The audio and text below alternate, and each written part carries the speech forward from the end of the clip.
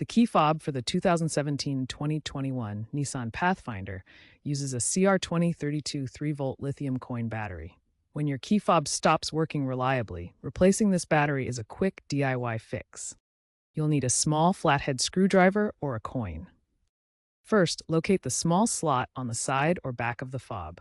Insert your tool into the slot. Gently twist to separate the two halves of the fob. Be careful not to damage the rubber gasket. Once open, remove the old battery, noting which side is up, plus.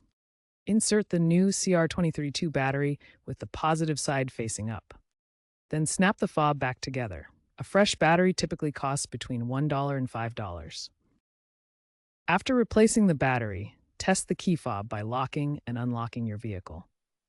If the fob doesn't work, reprogram it by inserting the key into the ignition, turning it to the on position, and pressing the lock button on the fob 3 times.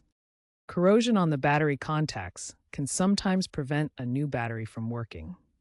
Clean the contacts with rubbing alcohol if this happens. If problems persist, a Nissan dealer can assist, but DIY replacement saves $50 to $100 on average. Batteries last 1 to 2 years, but premium brands like Energizer and Panasonic can extend this lifespan.